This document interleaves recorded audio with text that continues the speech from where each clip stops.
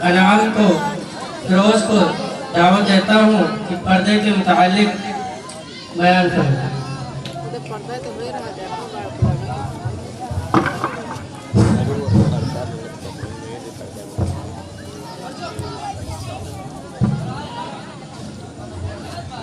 अस्सलाम वालेकुम रहमतुल्लाहि व बरकातुहू। वालेकुम अस्सलाम व रहमतुल्लाहि व बरकातुहू। अरे सदफ बहन ढोलची वगैरह लेकर इतनी जल्दी जल्दी कहाँ जा रही हो?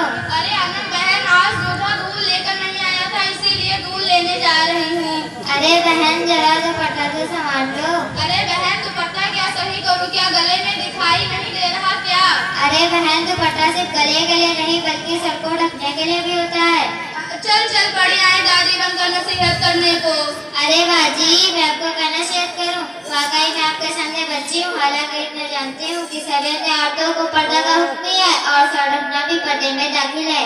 अरे बहन, मैं कोई बाजार में थोड़ी जा रही हूँ, घर के सामने और मोहल्ले की तो बात है, यहाँ कहाँ बेपर्दगी हो रही। अरे बाजी, यही तो हमारी भूल है कि हम लोग घर और मोहल्ले में सर को खुला रखने को बेपर्दगी समझते ही नहीं, हालांकि सर को हमेशा ढकना चाहिए। अरे बहन, घर में कौन आ रहा है कि हमेशा सर ढके रखूं? अरे बाजी, उनमें से बहुत सारे मर्द होते हैं जिनसे पर्दा करना जरूरी है, जैसे कि देवर जात भाई, मामू जात भाई, खाला जात भाई, फूफी जात भाई। भाई, इन सब रिश्तेदारों के सामने हमारी माँ व बहनों का सर खुला रहता है और पर्दा होकर एक दूसरे से बातें करती हैं।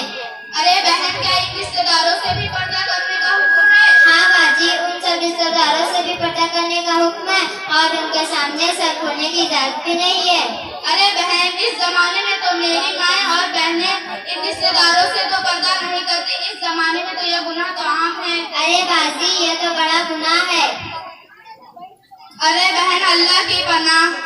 एक मर्तबा हजरत अली रज़ी अल्लाह अन्हु हुजूर सल्लल्लाहु अलैहि वसल्लम की प्यारी बेटी हजरत फातिमा रज़ी अल्लाह अन्हा आप सल्लल्लाहु अलैहि वसल्लम के खिदमत में हाजिर हुए तो देखा आप सल्लल्लाहु अलैहि वसल्लम की आंखें रोने की वजह से सुर्ख हो चुकी हैं। हैरत से अर्ज किया, ऐ अल्लाह के महबूब, आप क्यों रो रहे हो? किस चीज ने आपको गमज़दा कर दिया है कि रो रो कर आपकी आंखें सुर्ख हो चुकी हैं?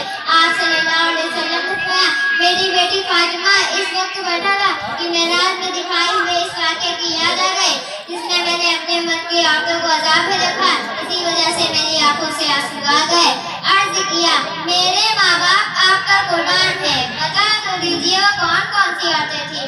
आप सल्लल्लाहु अलैहि वसल्लम ने फरमाया, मैंने पहले कुछ औरतों को देखा जो जहन्नम में अपने बालों के जरिए लटकी हुई है और उनका दिमाग हंडिया की तरह उबल रहा है, उनका जिस्म जल रहा है। हुजूर ने फरमाया, यह वे औरत होंगी जो दुनिया के अंदर पर्दे का ख्याल नहीं करती होंगी, इसीलिए हम सबको पर्दे का लिहाज रखना चाहिए। सर, बाजू वगैरह गैर मर्द के सामने घुसने से बचे, हाँ बारीक और चुस्त कपड़ा भी पहनने से बचे।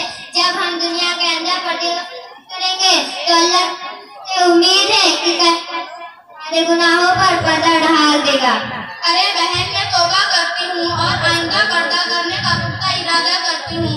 वाकई में अल्लाह उसके रसूल सल्लल्लाहु अलैहि वसल्लम ने औरतों को पर्दा देकर बहुत ऊंचा मुकाम अता किया है। अरे बाजी, एक बात और सुनो, आप सल्लल्लाहु अलैहि वसल्लम ने पर्दे के मुतालिक फरमाया, जो औरत कंघी करती कंघी में जो बाल आए उसको बाहर ना फेंके बल्कि दफना या जला दे।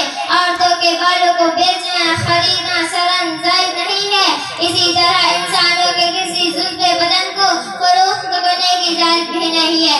आई बात समझ में? हाँ बहन, अब हम भी इंशाअल्लाह इस पर अमल करेंगे और दूसरों तक पहुँचाने की कोशिश करेंगे। हाँ, इंशाअल्लाह ताला हम सबको इस पर अमल करने की तौफीक अता फरमाए। आमीन। अस्सलाम वालेकुम। वालेकुम अस्सलाम।